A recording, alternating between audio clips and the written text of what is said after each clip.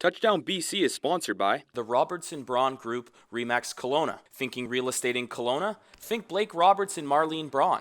For more information, call 250-212-2888 or 250-878-5242. Touchdown BC is also sponsored by Subway and the Subway Bowl. The Subway Bowl hosts and supports the BC High School Football Championships and amateur football around the province. I'm LeGarrette Blunt. I play for the New England Patriots, the running back. You're watching Touchdown BC.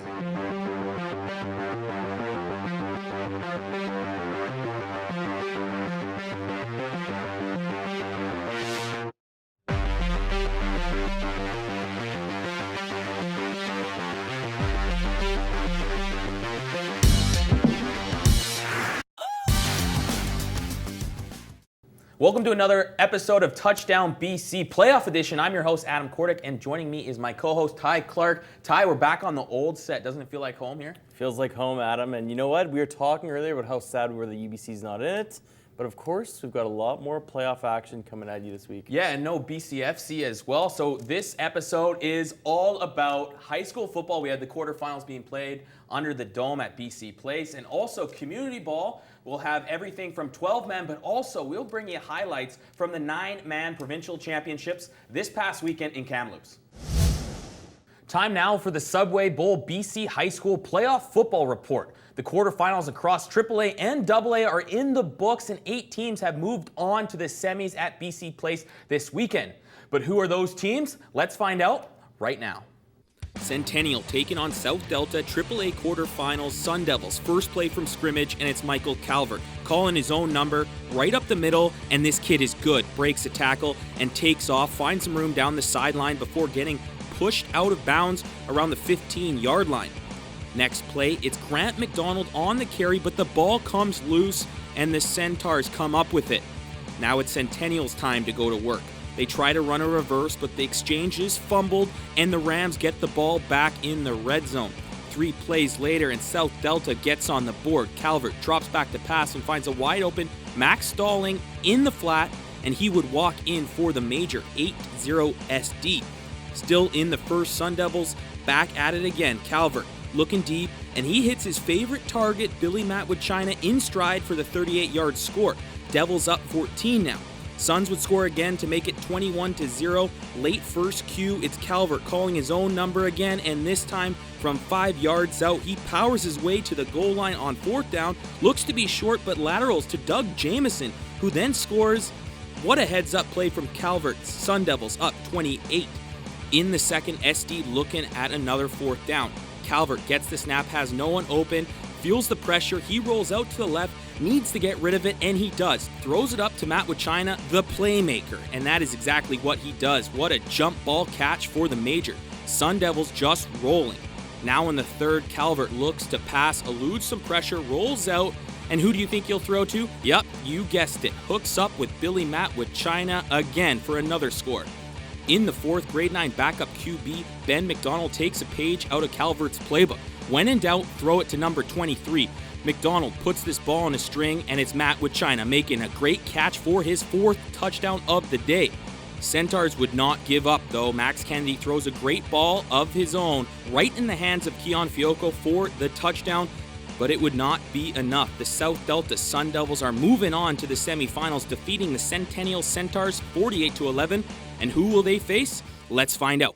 Terry Fox taking on the defending champs Mount Douglas. T. Fox has not lost a game since exhibition play.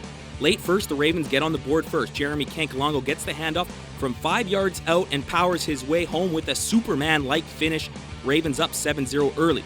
Ensuing kickoff, the Rams answer back right away. Rams receive it at the 5. The ball is handed off to Josh Lucas, who has a seam, and he beelines it down said seam. No one is catching him. Lucas goes 95 yards for the kickoff return touchdown to tie this game up. In the second, Cankalongo gets the ball on a toss play from 10 yards out, shrugs off first contact, keeps his feet moving all the way to the end zone for his second touchdown of the game. 13-7, Ravens at half. In the third, the Rams make it a 3-point game with this field goal from Phil Grohovic. Ensuing kickoff, we have seen this before, but this time it's the Ravens returning. Matt Schuin receives the kick at his own 22-yard line, looks for room to run, starts up the middle, then decides to kick it outside. Matt Schuin is a shoe-in to score, and he takes it the rest of the way for the major and gives the Ravens a 10-point lead. Late third, the Rams make it a 7-point game on this 35-yard field goal from Grahovic. Start of the fourth, the Ravens hand it off to who else? Number 2, Kankalongo. Looks to have no room to run, but he is just too good. Breaks tackles, and then he has a straight line to the end zone.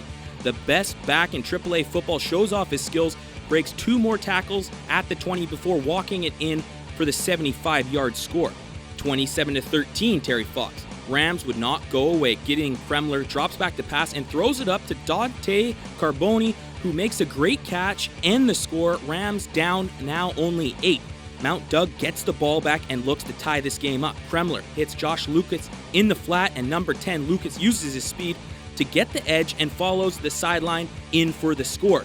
So now the Rams need a 2-point conversion to tie. Kremer looks to the flat, has a man open, but he cannot hold on. Ravens maintain a 2-point lead. Late fourth, the Ravens put this game out of reach. Kankalongo up the middle, can't be brought down, gets by everybody all the way to the house for his 4th touchdown of the game. Game, set, match. Terry Fox beats the defending champs Mount Douglas 34-25 and are moving on to the semifinals.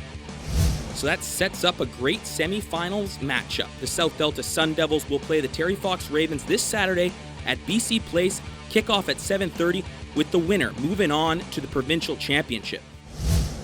To the other side of the draw, Abbotsford versus the New West Hyaks. First cue, Lucas Sabo on the QB power, gets some great blocks and goes right up the middle with a TD on his mind. No one can take him down, and he gets to the end zone for 6. Hyaks would get a 2-point conversion to make it 8-zip. Abbotsford would respond. QB John Madigan looks deep, and it was the right choice, dropping it into the hands of Tanner Marquardt, and Marquardt takes it to the 1-yard line. Next play, it's Samuel Uko running it in for the major, and we are all tied up. New West then responds with the touchdown of their own. True Dancy takes the rock and gets in the end zone from 3 yards out. New West on top 14-8. Late second, Madigan and Marquardt are at it again. Madigan hits Marquardt on the out pattern, and Marquardt does the rest, cutting upfield for the score. What a start to this one, 15-14 Panthers. Abbey gets the ball back with 1:45 in the first half. Madigan drops back to pass and finds a streaking Tanner Marquardt, who burns the guy covering him, catches it in stride, and he will score. Could this be an upset? Abbey leads 22-14 at the half. Abbey would keep the good times rolling. First play of the second half, Samuel Uko takes the rock up the gut, then kicks it outside, gets to the edge, and tiptoes down the sidelines and takes it 60 yards for the score. His second of the game, 29-14 Abbey. But don't count out the Hyaks. Same cue, True Dancy gets the handoff, goes off tackle, follows his blocks, and he will score. Hyaks only down 7 now. Late third, Hyaks with the ball, and the Hyaks continue to feed Dancy. Dancy takes the handoff. What a play call, because Abbey had no idea where this one was going. Dancy goes untouched to the house on the 55-yard TD run. The Hyaks would go for 2 and get it to give them a 1-point lead. In the fourth, the Hyaks start to pull away. Sabo gets his second rushing TD of the game. Then on their next possession, the Hyaks air it out. Kinsale Phillip throws it to Prento Durgon, who makes an unbelievable catch to keep his feet in and the major. And that would be that. For the second year in a row, the Hyaks are moving on to the semifinals with a win over the Abbotsford Panthers, 44-35. Let's find out who they'll be playing in the semis. Notre Dame VC rematch of the Archbishop's Cup. The Jugglers score first. In motion, Joseph Santalucia takes the handoff, uses his speed, and gets in for the major and the early lead for his team. Jugglers 5-1 this season in conference play. Second cue, the Irish get on the board with a field goal from Eddie Gonzalez, 7-3 now. Late second, the Irish get their first touchdown of the game. The handoff is to Alfred Dela Cruz, and Dela Cruz cruises, finds a hole, and takes off. No one is catching him. He will burn everybody en route to a 45-yard touchdown run. Irish up 3 now, and it looks like they'll go into the half with the lead. Crowd is loving it, but not so fast. Jugglers next possession. Steven Moretto hits Mauro Gianmaria, and Gianmaria gets those yaks. Yards after catch. Looks like he will score, but he is taken down at the 1-yard line. That's all good though. Next play, Steven Moretto on the QB keeper gets the TD and the halftime lead, 14-10. In the third, Moretto with a run that would prove to be the dagger on the Irish's season. Moretto up the middle. Too big, too fast, too strong. Moretto will score for the second time in this game from 55 yards out. The Notre Dame Jugglers are moving on to the semis, defeating their rivals, Vancouver College, 27-10. That sets up for the other AAA semifinal, New West versus Notre Dame on Saturday. Kickoff at 5 o'clock at BC Place Stadium. One team will be moving on. What a matchup. New West has never been to a AAA final since the rebirth of their program, and Notre Dame has not been to a final since 1993 when they won their last provincial title. AA quarterfinals, Hugh Boyd taking on Argyle. First cue, Hugh Boyd with the ball. QB Tyler Moxon gets the snap, looks to pass but can't find anyone, under pressure until he finds an opening down the right side, and he is looking TD, and that is exactly what he does. Gets to the pylon and gives his team the lead. In the second, Argyle responds. QB Mac Ward finds Devin O'Hay wide open in the end zone for the major. Hugh Boyd leads 7-6.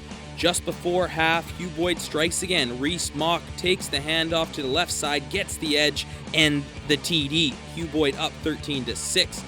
They would get the ball back and go to work again. Moxon on a QB keeper, has some room, looks to score, but right at the goal line, the ball comes loose and the Pipers recover, but the refs talk it over and determine Moxon crossed the line before the fumble. It's a touchdown. 19-6, Hugh Boyd at the half.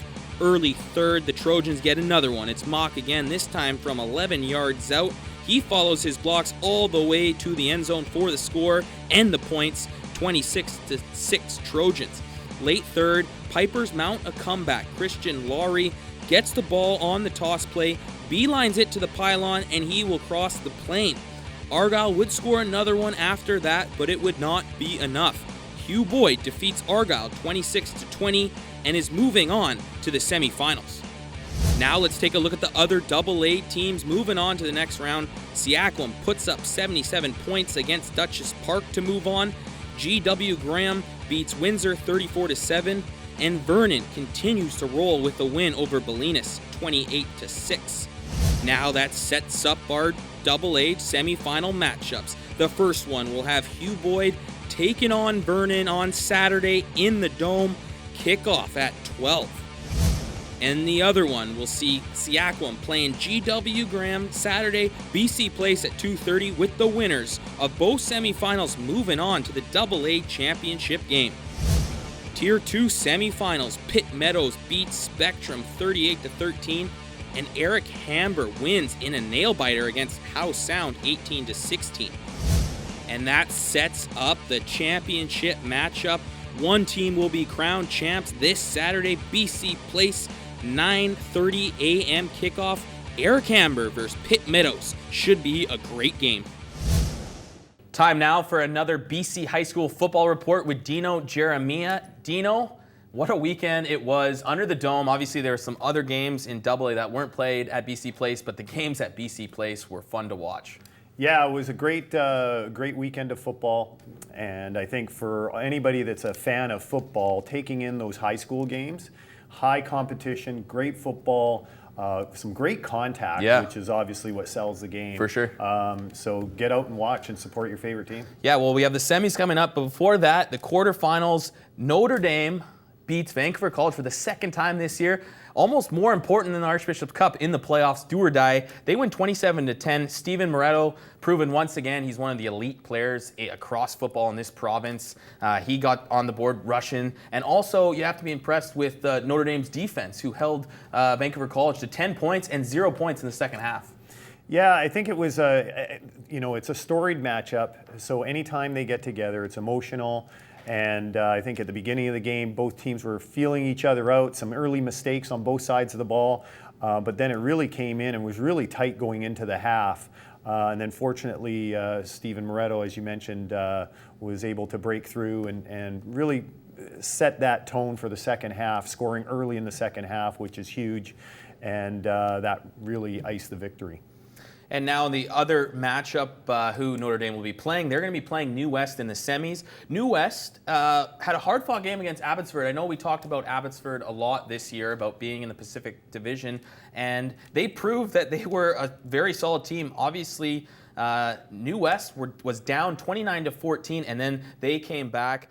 Sammy Sadu, their number one back for the High Axe, got injured, but it was really nice to see grade 12 True Dancy, who we saw a lot last year, not as much this year, but obviously he was Johnny on the spot and took the ball and ran with it. Yeah, True's a great athlete. I've seen him obviously play before, and he was at our provincial camp in May, and very impressive athlete, so certainly he's no slouch. So, you know, they've got several weapons at New West. I think it came down to Abbotsford having a good game plan to start, but eventually that offense from New West, which we've talked about, the wing tee, creates problems for you, forces you to be disciplined all game long. And what happened was some halftime adjustments. New West really came out flying on all cylinders and made that difference in the second half. And obviously, Abbotsford had a problem stopping them. Really enjoyed watching Samuel Uko run, though. He was outstanding in that game. Couple of touchdowns for Abbotsford. And again, just a great matchup, great football. And now looking forward to this weekend. Semifinals, Notre Dame versus New West. Notre Dame hasn't been to the championship, AAA championship since '93 when they won. New West, since the rebirth of their program a number of years ago, haven't been to the championship. One of these teams is going to have a provincial championship berth. What can you expect to see? Obviously, Notre Dame beat New West early in the season, but that's regular season. You're definitely going to expect a different New West team this time around. Yeah, I mean, the playoffs are a different game. Certainly, everybody watches the film, and everybody's going to study. Both teams have great coaching staffs, obviously, to get to this point. Some great athletes on both sides of the ball. So it's going to be a chess match. Again, New West causes those problems for you, forces you to be disciplined on defense, forces you to be disciplined consistently. So you need to play those 4 quarters. And obviously, for New West, it's about stopping Stephen Moretto and the offense and the issues that they create with mismatches. And now let's go over to the other side of the draw. Terry Fox beat Mount Doug, so no matter what, we're going to have a new champion. Mount Doug is out.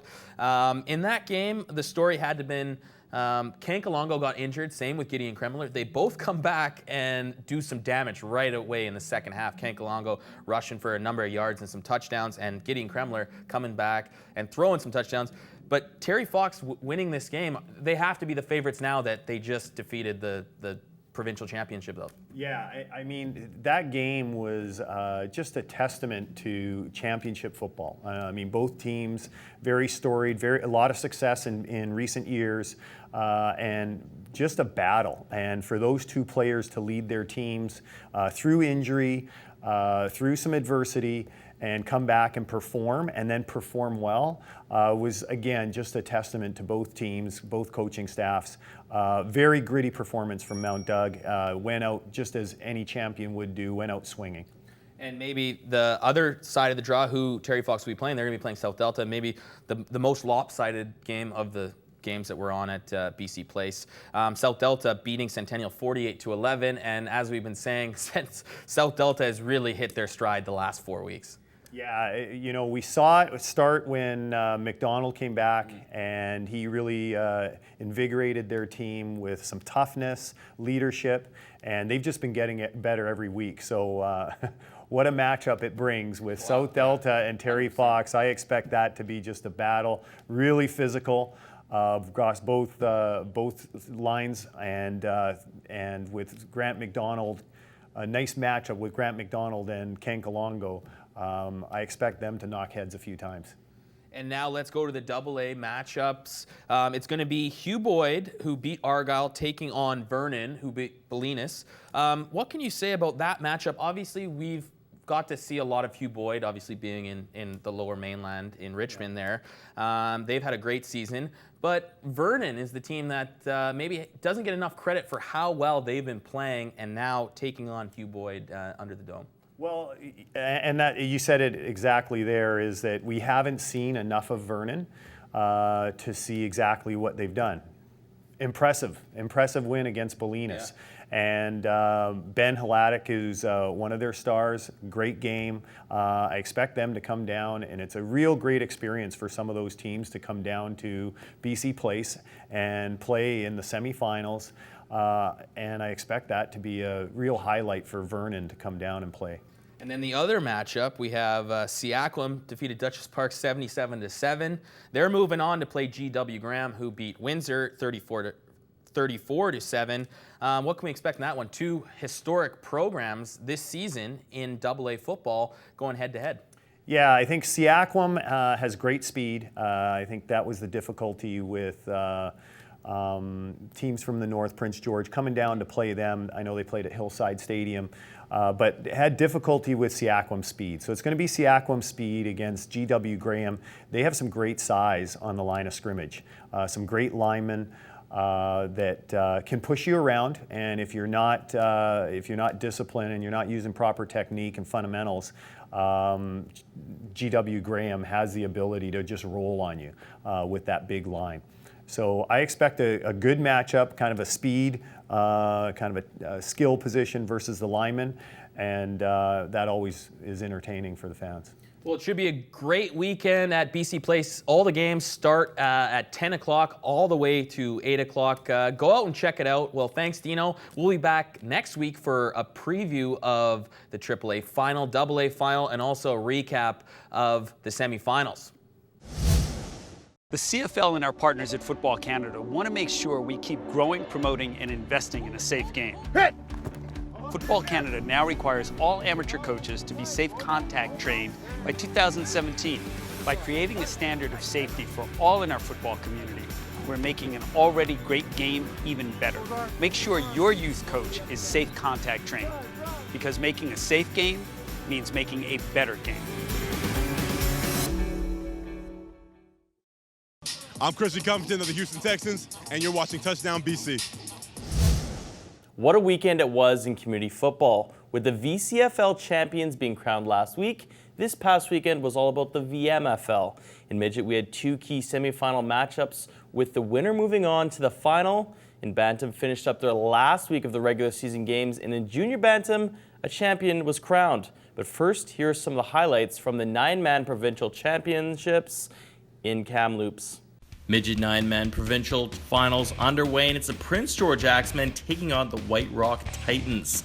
Beginning of the first quarter, and White Rock wants to get on the board first. Spencer O'Brien hands it off to Junjin Kadashio Jr. on the delayed reverse, and Kadashio puts the Titans ahead from the get-go. This would be a long day for the Axemen. Only 37 seconds after their first score, the Titans go back to it. This time it's Nick Arab getting the toss and running it up the gut to go ahead 2 TDs. And no, I'm not making this up. The Titans get the ball back and move downfield, and Nick Arab scores his second TD of the game only 53 seconds after his first one.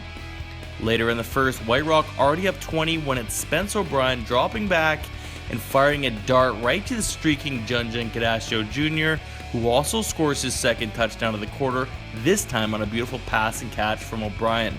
Second Q now, but still the same philosophy for the Titans. Keep the pedal on the gas. Nick Arab takes the rock and bursts down the right sidelines, and Arab tiptoeing oh so slightly to keep his feet in bounds. And that's a beautiful 25-yard run by Arab. The Titans are just getting started.